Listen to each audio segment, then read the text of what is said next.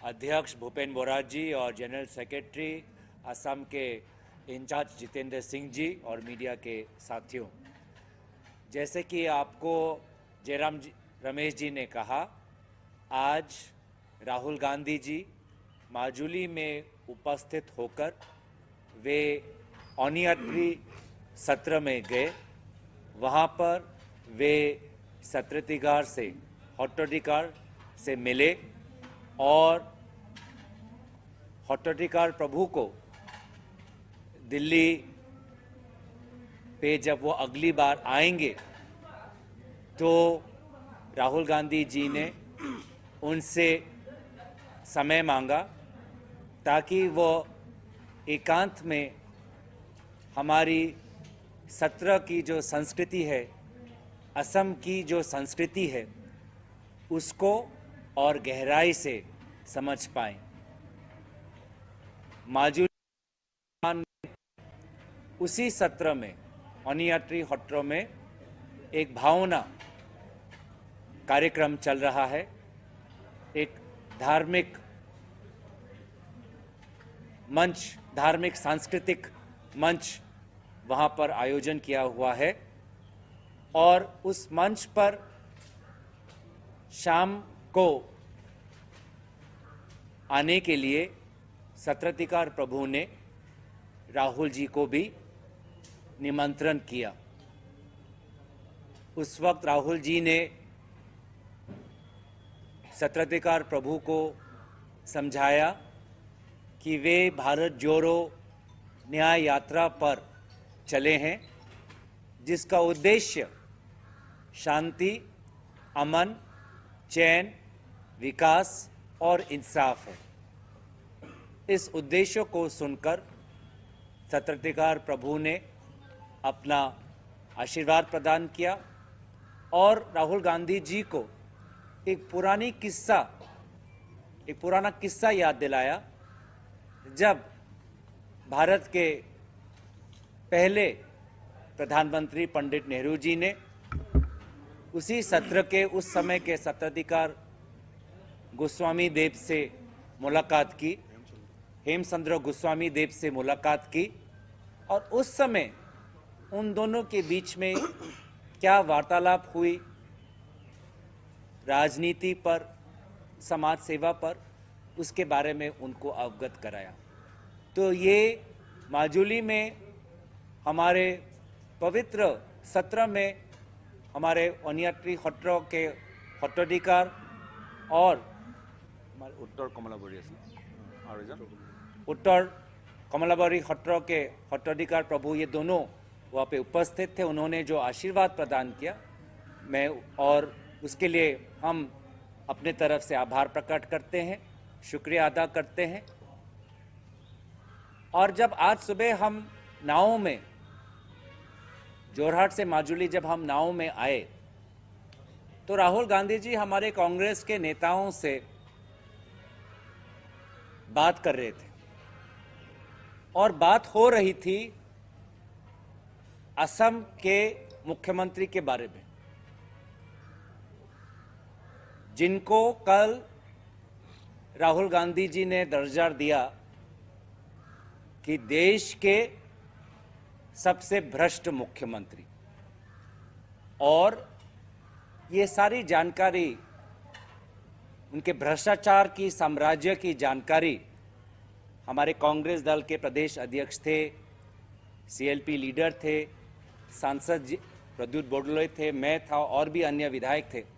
तो पूरा हमने उनको समझाया कि किस प्रकार से प्रदेश में हमारी कांग्रेस पार्टी भ्रष्टाचार के मुद्दे पर बार बार मुख्यमंत्री और उनके परिवार के सदस्यों से जुड़े हुए हैं, जो विभिन्न कांड हैं, उन कांड को हम बार बार समाज के सामने उजागर कर रहे हैं। अफसोस की बात यही है कि यही असम जहां पे माजुली है, यही असम जहां पे सत्र है, यही असम जहां पे महापुरुष श्रीमंत शंकरदेव का जन्म स्थान है, आज के राजनेता, मुख्यमंत्री सेवा भाव से नहीं, सिर्फ खुद को और कैसे अमीर कर पाए और खुद के और उनके परिवार के विभिन्न सदस्यों के नाम पर और संपत्ति, धन और कैसे बटोर पाए उसमें लगे हुए हैं। और सवाल भाजपा से है कि उनको ऐसे भ्रष्ट मुख्यमंत्री क्यों पसंद है।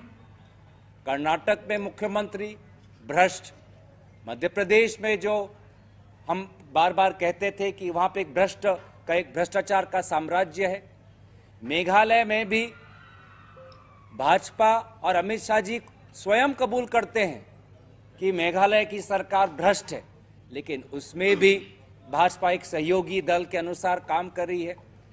तो सवाल है कि दिल्ली में वो कौन व्यक्ति है जिसको भ्रष्ट मुख्यमंत्री पसंद है, जो भ्रष्ट मुख्यमंत्रियों को आगे करता है और भ्रष्ट मुख्यमंत्रियों को संरक्षण करता है, वो कौन है। क्योंकि हम तो दिल्ली में देखते हैं इनकम टैक्स बहुत सतर्क, इन्फोर्समेंट डायरेक्टरेट बहुत सतर्क, सीबीआई बहुत सतर्क, लेकिन ये तो भ्रष्ट मुख्यमंत्रियों, भाजपा के भ्रष्ट मुख्यमंत्रियों पे तो कोई कार्रवाई नहीं। बार बार मीडिया में खबर आती है कि कैसे जो किसान का जमीन है उसको एक ही साल में खरीदकर उद्योग के लिए उसका इस्तेमाल होता है। हम जानते हैं कि कैसे मंत्रियों के परिवार के सदस्य आज असम में चाय बागान खरीद रहे हैं। हमको पता है कि दिल्ली में भी कोई मंत्री बैठा है जिसकी नज़र और उसके परिवार की नज़र असम के धन और अवैध खनन पर है। तो इसका क्या, इस पे कोई एफआईआर होगी?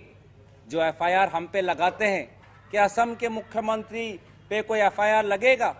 या क्योंकि शारदा लुइस बर्जर हो गया, अब वो भाजपा में शामिल हो गए, तो अब दूध से धुल गए, अब कोई उन पे आंच नहीं पड़ती। तो यही बात लोग समझते हैं और इसी बात का इंसाफ मांगते हैं, न्याय मांगते हैं। और राहुल गांधी जी, भारत जोड़ो न्याय यात्रा और हमारे असम प्रदेश कांग्रेस समिति के सारे लोग, हम न्याय और इंसाफ की लड़ाई लड़ते रहेंगे, किसी से डरेंगे नहीं। और जहां भी भाजपा डर फैलाने का काम करती है, वहां पे हम हौसला का सूरज हम जलाएंगे। तो ये आज का हमारा 2 शब्द मैं कहना चाहता था। मैं प्रदेश कांग्रेस के सभापति भूपेंद्र बोरा जी हैं, इसके बाद हमारा कहाँ कार्यक्रम होगा उसके बारे में भी वे 2 शब्द कहें, मैं उनसे दरखास्त करता हूँ। भूपेंद्र बोरा जी। दोपहर का प्रोग्राम, दोपहर दोपहर काल का सीएम का स्टेटमेंट के बारे में पढ़े ना, आप लोग खोजिए, आप चला दीजिए जो आप लेकर या भी सब पूरा से पहले दोपहर का, पहले दोपहर तो कोई दियो और प्रोग्राम के दुआ काली तो राखिছো। আজি আমাৰ ইয়াত 2টা বজাত আমি এই জেগাটোৰ পৰা ওলাই গৈ ঢকুৱাখানাত আমাৰ অকণমান ৰুট শ্ব' হ'ব। ঢকুৱাখানাৰ পৰা গৈ গোগামুখত আমি ৰাতি কটোৱাৰ ব্যৱস্থা কৰিছোঁ আৰু ৰাতি থকাৰ আগতে আমি 2 কিলোমিটাৰ গোগামুখত এটা পদযাত্ৰা আয়োজন কৰিছোঁ। आज अभी 2 बजे हम लोग यहाँ से निकलेगा। यहाँ से जाके हम ढकुवाखाना में हमारा पार्टी का जो कार्यकर्ता है, वहाँ का जनता है, उसका साथ राहुल गांधी जी का मुलाकात होगा। बैठ के नहीं तो रास्ते में चलते हुए बात करेगा और ढकुवाखाना होकर हम लोग गोगामुख जाएगा। गोगामुख में हम लोग रात रहने का इंतजाम किया है। रहने का जगह पहुँचने का पहले वहाँ पे 2 किलोमीटर एक पदयात्रा होगा और पदयात्रा के बाद राहुल जी का भाषण होगा। भाषण के बाद रात विश्राम के लिए चला जाएगा। अच्छा, मैं हिंदी में অসমৰ মুখ্যমন্ত্ৰীয়ে কালি সংবাদ মাধ্যমত আমাৰ নেতা ৰাহুল গান্ধী ডাঙৰীয়াৰ সম্পৰ্কত 2টা শব্দ কৈছে। এটা কৈছে ভ্ৰষ্টাচাৰী আৰু এটা কৈছে ডুপ্লিকেট। भ्रष्टाचारी कौन, भ्रष्टाचार कौन है, आसाम का जनता को मालूम है, शायद दिल्ली नेशनल मीडिया को इतना मालूम नहीं है।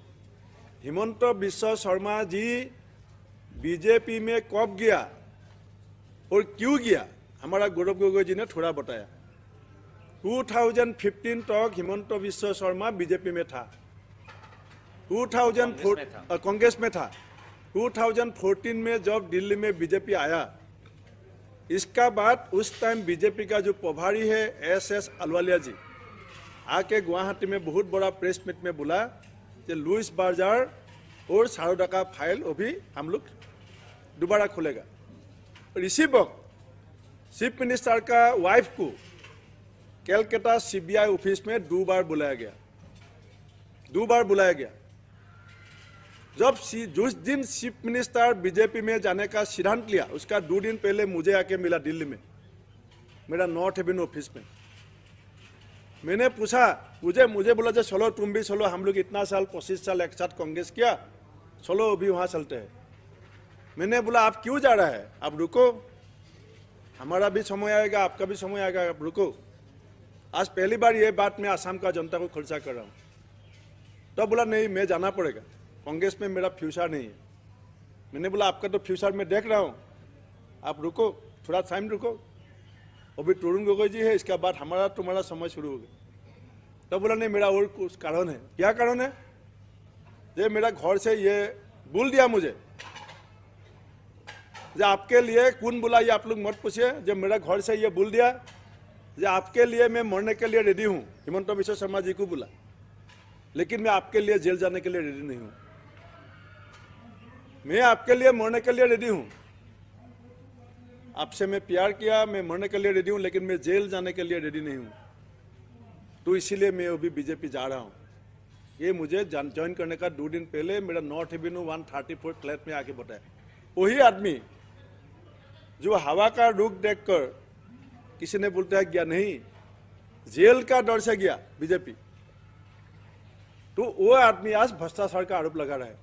और उसका खिलाफ जो भ्रष्टाचार का आरोप इन राइटिंग लगाया, वो कांग्रेस ने कभी नहीं लगाया था।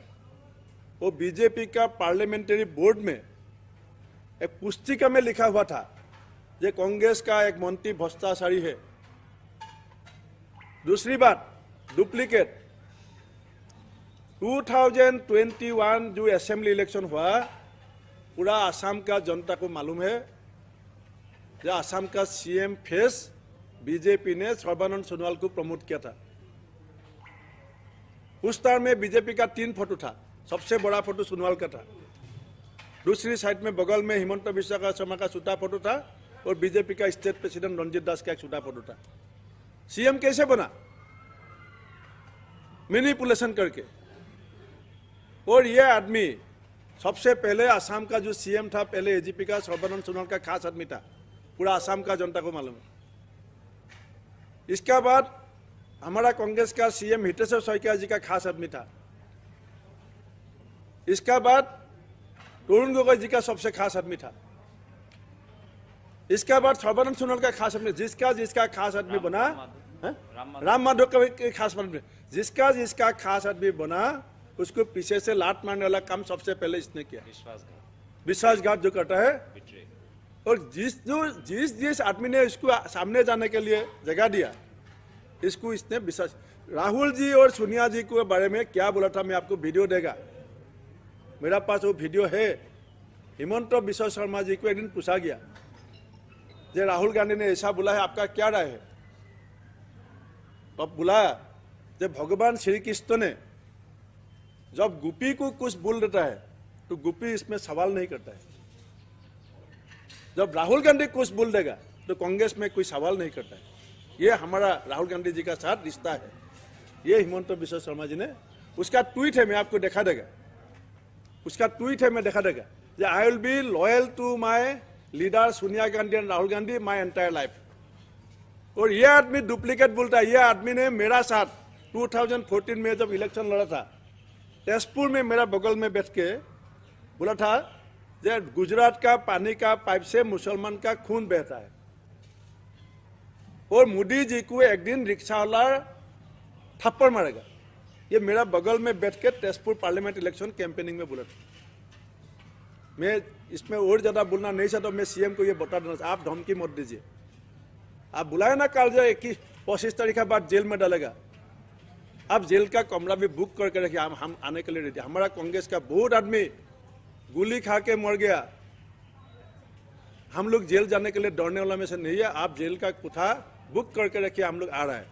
दूसरी बात, आज जो माजुली हमारा गौरव गोगोई जी ने बहुत अच्छा से बताया, लेकिन मैं नेशनल मीडिया को बताना चाहता हूँ, हमारा असम में ये हमारा जितना पंडित लोग है ये लिख के गया है कि आसामीज भाषा साहित्य संस्कृति को जंगल काट के जो रास्ता बनाया था वो था महापुरुष शंकरदेव, और ये रास्ता को जो पुलिस किया था वो था महापुरुष माधवदेव, और ये रास्ते में जाने के लिए चलने के लिए जिसने सिखाया ये था माजुली का जितना सत्र है, सत्ताधिकार गुरु है, उस लोग ने सिखाया।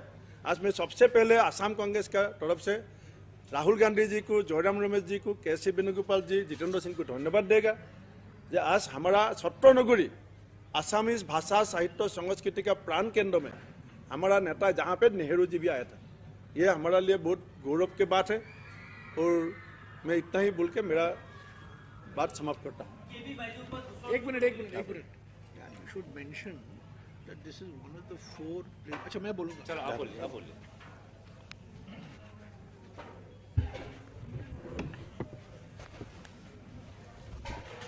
देखिए आज सुबह जो ओनियाती सत्र गए थे राहुल जी, उसका महत्व ये है कि वहाँ कृष्ण भगवान की पूजा होती है। कृष्ण भगवान की पूजा गोविंद के रूप में वहाँ पूजा करा जाता है।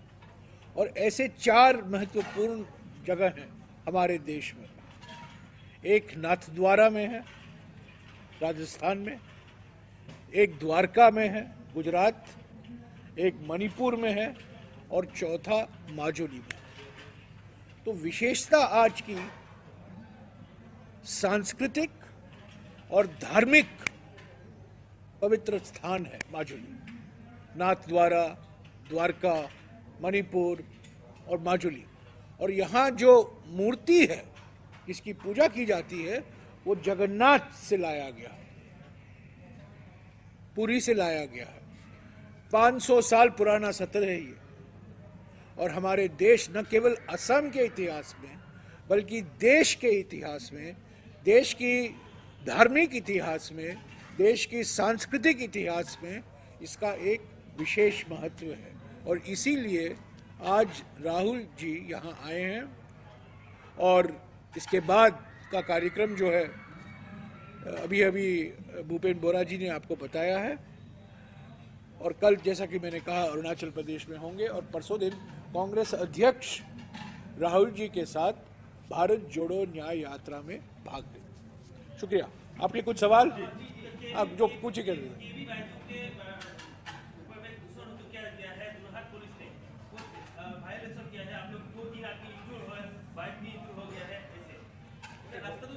के बी बाइजू का हमारा भारत जोड़ो न्याय यात्रा में जो रास्ते में हम लोग चल रहे हैं इससे कोई लेना देना नहीं है। वो राहुल जी का टीम का साथ है, जैसे जयराम रमेश जी है। हम लोग ने तैयार किया कि कौन सा रास्ता से हम लोग जाना चाहते हैं और वो रास्ता हमने लिख के हर डिस्ट्रिक्ट एडमिनिस्ट्रेशन को जो पुलिस पोर्टल है इसमें अप्लाई किया। तो हमने अप्लाई किया रास्ते में जाने के लिए और कितना परमिशन चाहिए। ये हमारा गणतंत्र डेमोक्रेसी है, ये किसी नेता का अपना पिताजी का रास्ता नहीं है। और हम जिस रास्ते से चले उस रास्ते में जोरहाट का जनता घर से निकाल के, दुकान के निकाल के रास्ते का बीच में आके राहुल जी को स्वागत किया। बीजेपी का मीटिंग से निकाल के राहुल जी को स्वागत किया। तो जनता नाराज नहीं है, सरकार क्यों इतना नाराज है? हाँ जी। जस्ट एक मैं स्पेसिफिकेशन कर दूं, जो 2 सत्राधिकार थे, एक अनियात्री सत्र के सत्राधिकार थे और दूसरे जो सत्र थे वो हमारे कमलाबारी सत्र के सत्राधिकार प्रभु थे। सर यात्रा फर्स्ट भी किया गया, किसी शहर में खास दिक्कत आई नहीं। असम में एंटर करते ही राहुल जी ने मुख्यमंत्री को भारत के सबसे भ्रष्ट मुख्यमंत्री के तौर पर बताया और मुख्यमंत्री इतने आग बबूले हैं कि एफआईआर, गिरफ्तारी और यात्रा शहर से ना जाए। पुराने रिश्ते भी आप लोगों के पहले से हैं उनके साथ, इतनी टकराहट क्यों हो रही है? मैंने आपको कहा है, जब राहुल जी की बात आती है, जब कांग्रेस पार्टी की बात आती है, असम के मुख्यमंत्री अपना मानसिक संतुलन खो बैठते हैं। वो रोज अपने नए मालिकों को अपनी वफादारी का सबूत देना चाहते हैं। और वो वफादारी का सबूत कैसे देते हैं? राहुल जी को गाली देना, कांग्रेस पार्टी का बदनाम करना, और अब जो भारत जोड़ो न्याय यात्रा यहाँ है उसके सामने अनेक प्रकार के बाधाएं साहब लगा देते हैं। तो हम तो डरते नहीं हैं, हम डरेंगे नहीं, धमकी देते रहेंगे असम के मुख्यमंत्री, हम पीछे हटने वाले नहीं हैं। मैं आपको बता दूं, साफ करा दूं। इस पे एक और चीज मैं जोड़ना चाहूंगा कि भारत जोड़ो न्याय यात्रा के दौरान जिस प्रदेश में वहां के नागरिक सबसे अहम मुद्दा उठाते हैं उसी का उजागर हम इस यात्रा के दौरान करते हैं। मणिपुर में सबसे बड़ा मुद्दा जो वहां का था, जो लोग कहते थे कि वहां पे जो अशांति का वातावरण है, जो लॉलेसनेस है, वो बात हमने मणिपुर में जाकर उजागर किया कि बार बार संवेदनशील होकर राहुल गांधी जी आते हैं, लेकिन मणिपुर के समाज पर जो घाव लगा है उस घाव को पर मरहम लगाने का काम अभी तक प्रधानमंत्री मोदी जी ने नहीं किया। नागालैंड में जो सबसे बड़ा मुद्दा था, जो प्रधानमंत्री मोदी जी ने काफी साल पहले एक नागा पीस फ्रेमवर्क को लेकर बहुत बड़ा उन्होंने एक इवेंट आयोजन किया, लेकिन उस फ्रेमवर्क का जमीन पर उसका कोई हमने वास्तविकता हमने नहीं देखा। और असम जब मैं आए तो असम के लोग ये बोल रहे हैं कि ना हमारे बेटे को रोजगार मिल रहा है, ना हमको राशन हमको कम दाम में मिल रहा है, हमको हमारा महंगाई इतना बड़ा समस्या है, पर यहाँ के मुख्यमंत्री हमारे समस्याओं को सुलझाने के बजाय भ्रष्ट और अपने परिवार के विभिन्न सज्जनों को और धनी करने में लगे हुए हैं। तो जो सबसे बड़ा मुद्दा है वो यहाँ का असम का वो भ्रष्टाचार का ही है, क्योंकि यहाँ के जो सरकार है वो महिलाओं या किसानों या युवाओं या छात्रों की सरकार नहीं है। यहाँ की सरकार कोयला माफिया की सरकार है, अवैध खनन की सरकार है, यहाँ पे सुपारी माफिया की ये सरकार है। यहाँ पे जो मंत्री हैं इस सरकार के वो शिक्षा, स्वास्थ्य, विकास, ग्रामीण उन्नयन, कृषि क्षेत्र पे ध्यान नहीं। कौन कोयला विभाग संभालेगा, कौन पत्थर विभाग संभालेगा, कौन सुपारी विभाग संभालेगा, कौन ड्रग्स विभाग संभालेगा, कौन शराब विभाग संभालेगा। इस प्रकार का काम यहाँ पे चल रहा है। और ये जो भारत जोड़ो न्याय यात्रा के द्वारा ये सारे मुद्दे जो मीडिया के सामने आ रहे हैं, इस सच्चाई को छुपाने के लिए आज मुख्यमंत्री बौखला गए हैं। भारत जोड़ो यात्रा के समय हम बीजेपी शासित राज्यों से भी गुजरे थे, कर्नाटका, मध्य प्रदेश और महाराष्ट्र। आपको याद होगा 3 बीजेपी शासित प्रदेश थे। वहां भी हमने राज्य सरकारों की आलोचना की, वहां भी हमने मुख्यमंत्रियों की आलोचना की। बेंगलोर में, मैसूर में, तुमकुर में, कर्नाटक में राहुल जी 40% कमीशन वाली सरकार की बात की थी। पर पहली बार हम देख रहे हैं कि 24 घंटे के अंदर यहां के मुख्यमंत्री बौखला गए हैं। और जितनी परेशानी हम सह रहे हैं पिछले 2 दिन, हमने कभी किसी बीजेपी शासित प्रदेश में भारत जोड़ो यात्रा के दौरान हमने नहीं झेला। तो पिछले 2 FIR की धमकी, जेल डालने का, हम आपको जेल में डाल देंगे, उसकी धमकी। लोग जब आना चाहते हैं सड़कों पर उनको रोका जाता है, वहां भी धमकी। सरकारी कार्यक्रम से तो महिला छोड़कर तो आती है, स्वागत करते हैं, मीडिया तो को भी उनको बोला- धमकी। मीडिया को भी बोला मत दिखाओ तो सबको धमकी ओपनली। और बदनाम करना, गाली देना। आज सुबह क्या क्या नहीं कहा है असम के मुख्यमंत्री, उसका जवाब तो मैंने दिया है। और मैं असम के मुख्यमंत्री से पूछना चाहता हूं, ये परेश बरुआ बार बार उन्हीं के चैनल को क्यों इंटरव्यू देता है? ये भी पूछने वाली सवाल है। ये बार बार उन्हीं के चैनल को, सब लोग जानते हैं परेश बरुआ और चीन के बीच में क्या रिश्ता है, पर उन्हीं के चैनल को बार बार इंटरव्यू देता है। तो हम भी असम के मुख्यमंत्री से ये सवाल कर सकते हैं, कई सवाल कर सकते हैं। मैं उनको कहना चाहता हूं कि भारत जोड़ो न्याय यात्रा को धमकी मत दीजिए, डराइए मत।